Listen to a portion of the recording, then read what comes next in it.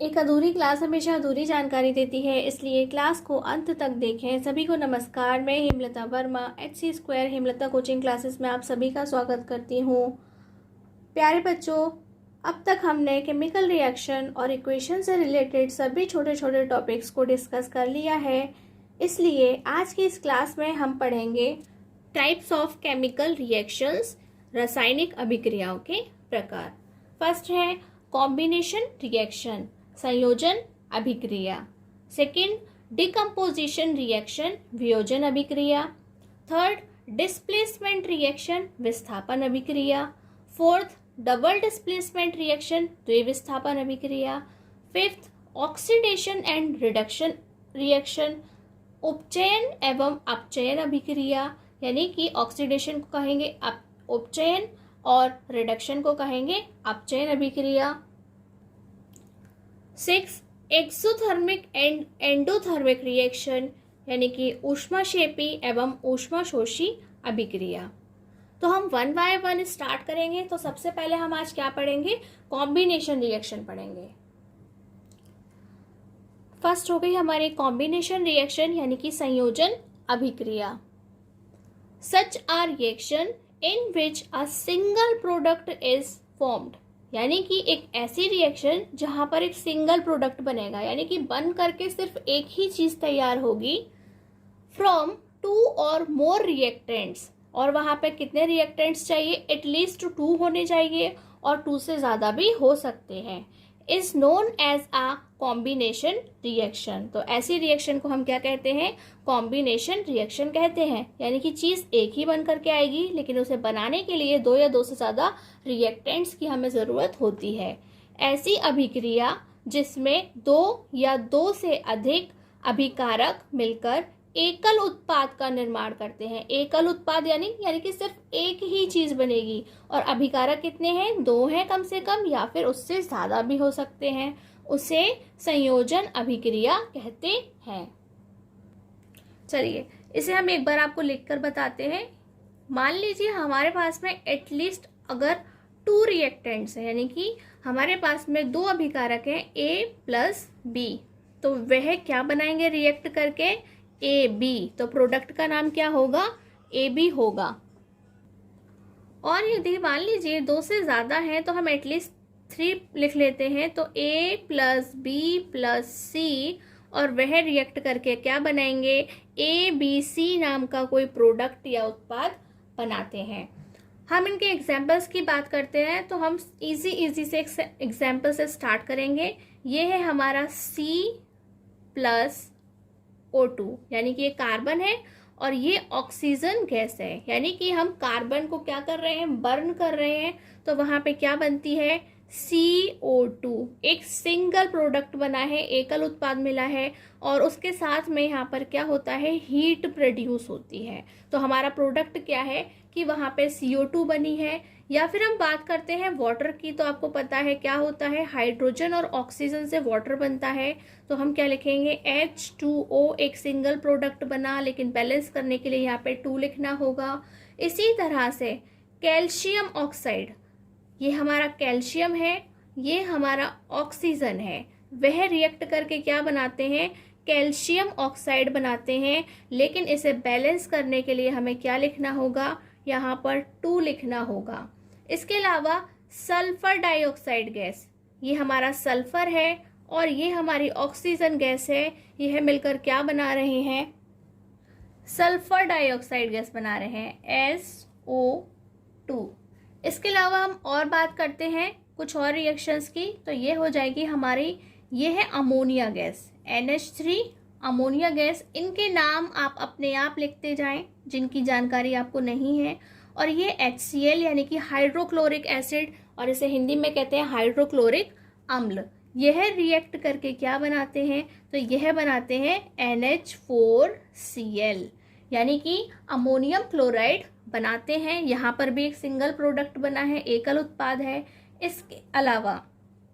इसके अलावा ये है हमारा कैल्शियम ऑक्साइड, और ये है हमारा वाटर। तो ये जो कैल्शियम ऑक्साइड है हम उसे किसके नाम से जानते हैं? इसे हम क्विक लाइम के नाम से जानते हैं और हिंदी में बिना भुजा चूना के नाम से जानते हैं। वही जो हमने आपको लास्ट क्लास के अंदर बताया था जिसके बारे में। और ये क्या बनाते हैं, Ca whole twice of OH, यानी कि ये स्लेक्ट लाइम बनाते हैं और हिंदी में कहते हैं इसे भुजा हुआ चूना। तो आपने देखा कि ये जितने भी हमारे एग्जाम्पल्स हैं वह हमेशा एक ही प्रोडक्ट बना रहे हैं, एक सिंगल प्रोडक्ट तैयार कर रहे हैं, एकल उत्पाद बना रहे हैं, इसलिए हम इसे क्या कहेंगे, कॉम्बिनेशन रिएक्शन कहते हैं। और इस रिएक्शन में भी यहाँ पे क्या प्रोड्यूस होती है, तो आप लिखेंगे यहाँ पर हीट प्रोड्यूस होती है। सेकंड है हमारी डीकम्पोजिशन रिएक्शन, यानी कि वियोजन अभिक्रिया। The reaction in which a single substance decomposes to give two or more substances, यानी कि यहाँ पे रिएक्शन करने के लिए जो हमारा रिएक्टेंट है वह कैसा है, सिंगल सब्सटेंस है। वहाँ पे सिर्फ एक ही आपके पास में सब्सटेंस मिलेगा और डिकम्पोजिशन होने के बाद में जब वह हो जाएगा तो आपको गिव टू और मोर सब्सटेंसेस, और उसके बाद वह दो या उससे ज्यादा टुकड़ों में टूट जाता है। ठीक है, डिकम्पोजिशन का मतलब क्या है, टूट जाना। वियोजन का मतलब भी है टूट जाना। वह अभिक्रिया जिसमें एक पदार्थ अपघटित होकर दो या दो से अधिक पदार्थ देता है डिकम्पोजिशन रिएक्शन कहलाता है, यानी कि वियोजन अभिक्रिया कहलाती है। तो हम इसे कैसे समझेंगे, आप इसे समझेंगे कि ये जो कॉम्बिनेशन रिएक्शन हमने पढ़ी थी उसका अपोजिट है। क्या है ये, जो हमारी संयोजन अभिक्रिया थी यह उसका अपोजिट वाला रिएक्शन है। एक रिएक्टेंट है जिसका नाम क्या है, AB है, और रिएक्ट करने के बाद वह क्या कर रहा है, टूट जाता है। A + B 2 से मिलकर बना था तो 2 में टूट गया। अगर वह ABC नाम के रिएक्टेंट से होता बना हुआ तो क्या होता, इस रिएक्शन के बाद वह A + B + C अलग अलग में टूट जाता। इसके एग्जाम्पल्स देखते हैं। यह है हमारा 2NaCl, तो यह इस रिएक्शन के बाद क्या बनाएगा, 2Na + Cl2, यानी कि सोडियम क्लोराइड है वह टूट जाएगा किस में, सोडियम में और क्लोरीन गैस में। और ये जितनी भी रिएक्शन होती है इसके लिए इन्हें हीट की जरूरत होती है। किसकी जरूरत होती है, हीट की जरूरत होती है। एक और एग्जाम्पल देखते हैं, यह है 2FeSO4। क्या पढ़ते हैं हम इसे, फेरस सल्फेट बोलते हैं। क्या बोलते हैं, फेरस सल्फेट बोलते हैं। और ये कैसा है, सॉलिड फॉर्म में है। और जब यह इसे हीट मिलेगी, और डिकम्पोजन रिएक्शन ऐसी ही है, किसी ना किसी टाइप की उसे हीट या लाइट की जरूरत होती है। और उसके बाद यह क्या बनाएगी, फेरिक ऑक्साइड बनाएगी। Fe2O3 आप नाम लिखते जाएं, यह फेरिक ऑक्साइड बनाएगी। उसके साथ में बनाएगी SO2 गैस बनाएगी, और इसके अलावा SO3 गैस बनाएगी, यानी कि सल्फर डाइऑक्साइड और सल्फर ट्राइऑक्साइड गैस बनाती है।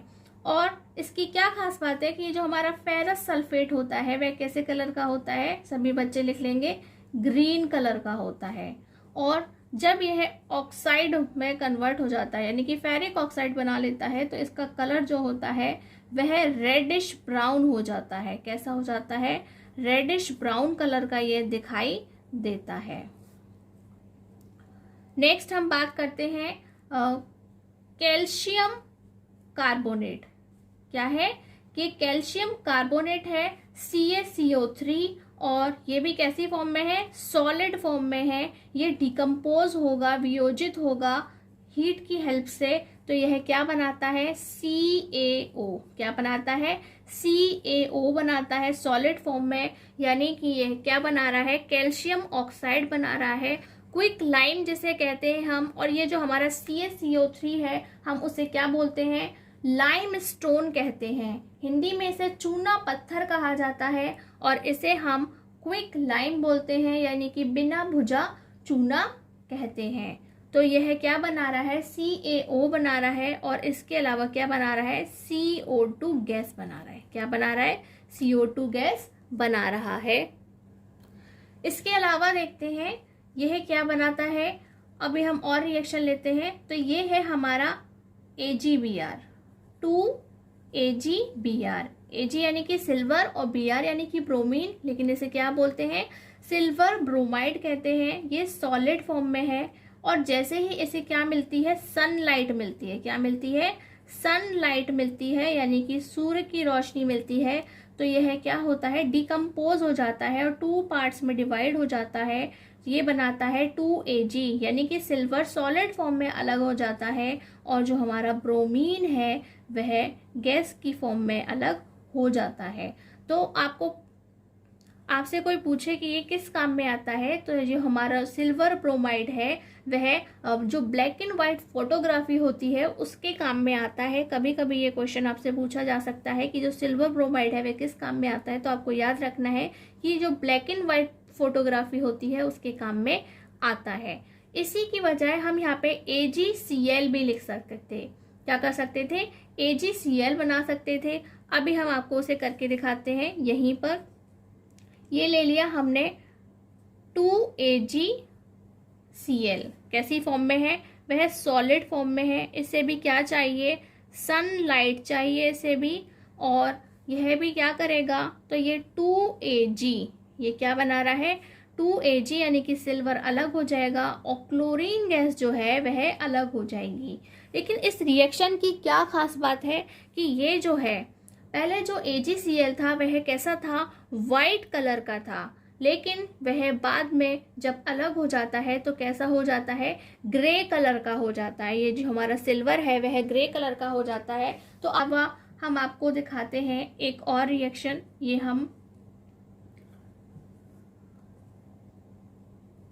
है हमारे पास में वाटर।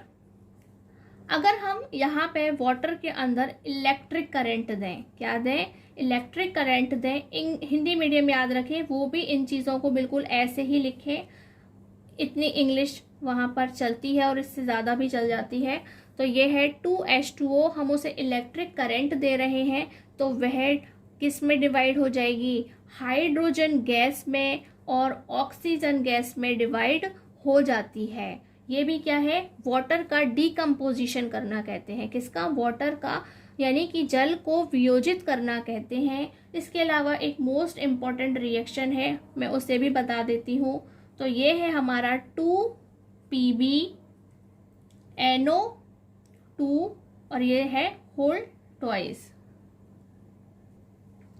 और जैसे ही इसे हीट करते हैं, क्या करते हैं, हीट करते हैं यानी कि गर्म करते हैं, तो यह किसमें, हम इसे क्या बोलते हैं, हम इसे लेड नाइट्रेट बोलते हैं। और यह किसमें डिवाइड हो जाएगा, तो ये बनाएगा 2PbO, यानी कि यह लेड ऑक्साइड में डिवाइड हो जाएगा। और उसके अलावा 4NO2 यानी कि ये नाइट्रोजन डाइऑक्साइड गैस बनाएगा और ये O2 यानी कि यहाँ पर ऑक्सीजन गैस भी बनाता है। तो आपने देखा हमने काफ़ी सारे इक्वेशंस आपको लिखवा दी हैं, जिससे इस रिएक्शन के बारे में पता चलता है कि ये डिकम्पोज हो रहा है। नेक्स्ट है हमारी डिस्प्लेसमेंट रिएक्शन यानी कि विस्थापन अभिक्रिया। The chemical reaction in which an element displaces another element from its solution, यानी कि यहाँ पे क्या होगा, एक सॉल्यूशन होगा और उसके अंदर से एक एलिमेंट हट करके उसकी जगह कोई दूसरा एलिमेंट आकर के ले लेता है। वह अभिक्रिया जिसमें कोई तत्व किसी अन्य तत्व को उसके विलयन से विस्थापित करता है, यानी कि हमारे पास में कोई सॉल्यूशन है, उसके अंदर कोई एलिमेंट है और वह हट जाएगा और उसकी जगह सॉल्यूशन में एक नया एलिमेंट आ जाता है। तो हम उसे किस तरह से लिखते हैं, कुछ इस तरह से लिखते हैं, A+BC, यानी कि ये जो है वह सॉल्यूशन है। क्या है, एक सॉल्यूशन है और उसके अंदर एक एलिमेंट है जो यहाँ से हट जाएगा, यानी कि फिर क्या बनेगा, और ये वो चीज़ है जो इसकी जगह ले लेगी। तो यहाँ पे बनेगा AC+B। क्या बनेगा, AC+B। एक एग्जाम्पल लेते हैं हम, तो वह है Fe। Fe यानी कि आयरन सॉलिड फॉर्म में है, और ये जो BC है यानी कि सॉल्यूशन हमें हमारे पास में कॉपर सल्फेट, ये B है और ये पूरा सी है। किस फॉर्म में है? एक्वस फॉर्म में है। तो हमने आपको क्या बताया कि क्या बनेगा, ए और सी बनेगा, यानी कि ये ए है और ये सी है। तो रिएक्शन के बाद में क्या मिल रहा है हमें? FeSO4 का एक्वस सॉल्यूशन मिल रहा है। क्या मिल रहा है? एक्वस मिल रहा है। और क्या हो गया? Cu जो है वह अलग हो जाता है। किस फॉर्म में है? सॉलिड फॉर्म में है, अलग हो जाता है। इसके अलावा इससे CuSO4 को हम कॉपर सल्फेट बोलते हैं और FeSO4 को हम फेरस सल्फेट भी बोलते हैं और आयरन सल्फेट भी बोलते हैं। नेक्स्ट है, ये है हमारा जिंक। और यहाँ पर भी हमने एक बार फिर से कॉपर सल्फेट को लिया है और हम एक से ज़्यादा रिएक्शंस इसलिए करवा रहे हैं कि बार बार ये रिएक्शंस एग्जाम में पूछे जाते हैं, ताकि आपको पता होना चाहिए। और यहाँ पे भी क्या बनेगा? ZnSO4 एक्वस फॉर्म में बनेगा और कॉपर जो है वह सॉलिड फॉर्म में अलग हो जाता है। नेक्स्ट हम जिंक ले रहे हैं, लेकिन इस बार हम HCl ले रहे हैं, यानी कि हाइड्रोक्लोरिक एसिड, या फिर हम क्या कहते हैं हिंदी में? हाइड्रोक्लोरिक अम्ल इसे कहते हैं। और यह क्या करेगा? ये बनाएगा Zn और Cl, लेकिन ये भी कितने हैं? 2। तो ये बनेगा ZnCl2 एक्वस फॉर्म में, और हमारे पास बनेगा यह H2। क्या है? H2 गैस बन रही है, आपको याद रखना है। और इसके अलावा है, ये हम ले रहे हैं लेड, और ये है हमारा कॉपर क्लोराइड। क्या है? कॉपर क्लोराइड है। लेड और कॉपर क्लोराइड जो है वह किस तरह से रिएक्ट करेंगे? PbCl2। PbCl2 यानी कि जो A है वह C के साथ में हो जाएगा और B हमारा अकेला रह जाएगा। तो यहाँ पे कॉपर किस फॉर्म में बच रहा है? सॉलिड फॉर्म में। लेकिन आपके लिए ये जानना बहुत ज़रूरी है कि इन्होंने इसकी जगह क्यों ली है। तो उसका एक रीज़न है। आपको यहाँ पर एक लंबी सी लिस्ट अभी हम देंगे एलिमेंट्स की, उन्हें लिखनी है। तो ये है हमारा potassium, sodium, calcium, magnesium, aluminium, zinc, iron, lead, hydrogen, copper, mercury, silver,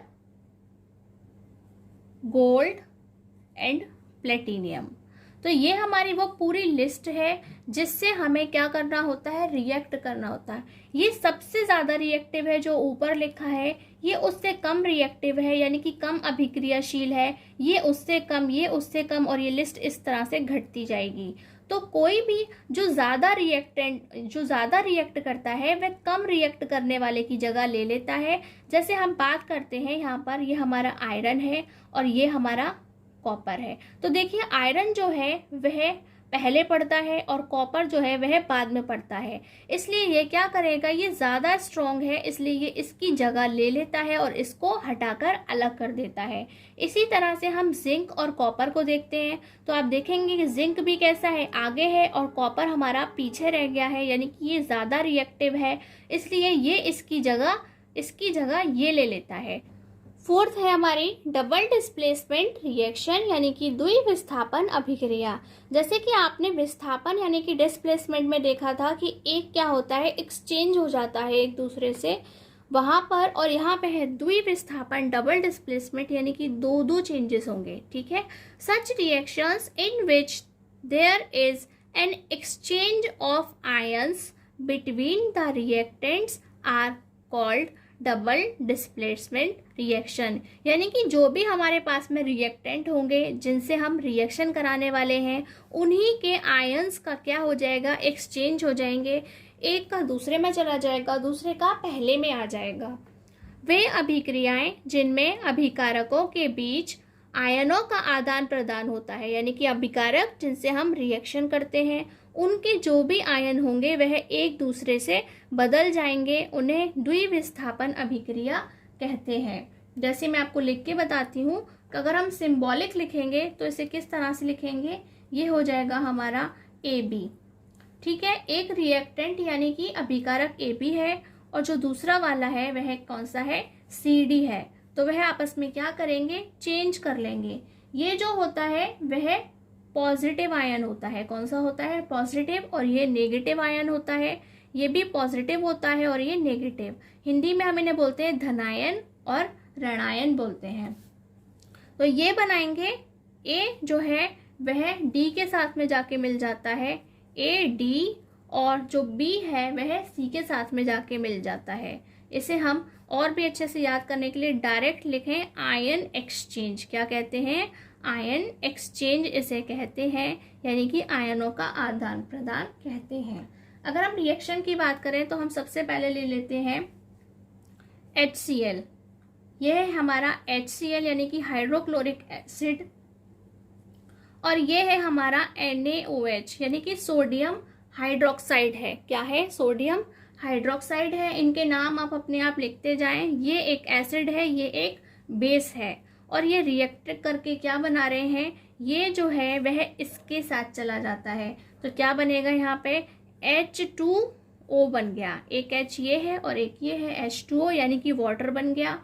और दूसरा हमारे पास है ये Na और ये Cl। तो क्या बना, NaCl बना, यानी कि सोडियम क्लोराइड, नमक, सॉल्ट बन करके तैयार हो गया है।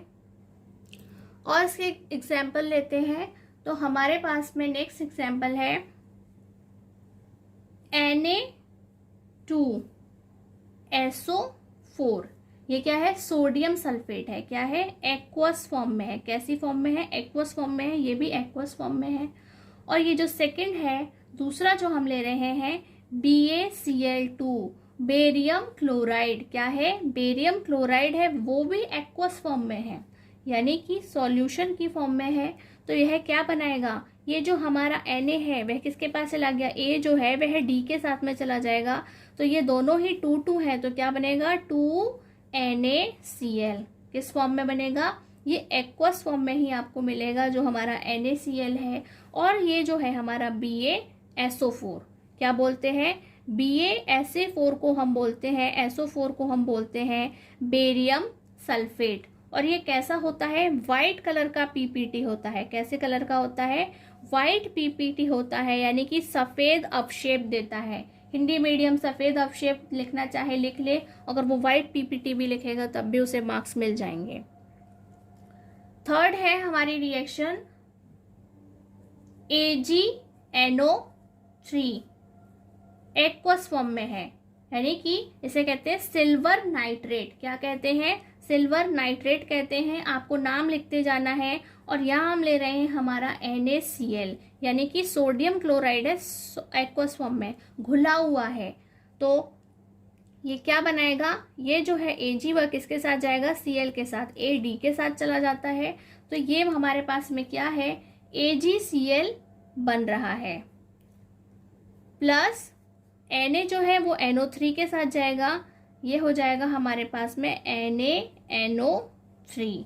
ये भी एक्वस फॉर्म में है। इससे कहते हैं हम सिल्वर क्लोराइड, और इसे बोलते हैं सोडियम नाइट्रेट। और आपको याद रखना है कि ये जो है AgCl वह क्या है, वाइट PPT है। क्या है, ये भी वाइट PPT देता है। तो हम इसे क्या कहेंगे, ये भी सफेद अवशेप बनाता है। और आपको याद रखना है कि ऐसी कोई भी इक्वेशन यानी कि समीकरण जिसके अंदर PPT बनता है, अवशेप बनता है, तो उन रिएक्शंस को प्रेसिपिटेट रिएक्शंस के नाम से भी जाना जाता है। यानी कि हिंदी में उन्हें क्या कह देते हैं, अवशेप अभिक्रिया के नाम से भी हम इन्हें जानते हैं। तो कभी आपसे पूछा जाए तो आपको यही वाले इक्वेशन लिख करके आने हैं और बताना है। प्यारे बच्चों, आज की इस क्लास में हम यहाँ पर 4 टाइप्स ही डिस्कस कर रहे हैं। जो रह गया है हम उसे नेक्स्ट क्लास में डिस्कस करेंगे। प्यारे बच्चों, डू रिमेम्बर, याद रखिए, आज की क्लास आज ही प्रिपेयर करें, कल के लिए कुछ बचाकर नहीं रखें। यदि यह क्लास आपको अच्छी लगी हो तो please like, comment and share this class, और आज ही चैनल को सब्सक्राइब करें और बेल आइकन को प्रेस करना ना भूलें। आज की क्लास में बस इतना ही। नमस्कार, धन्यवाद।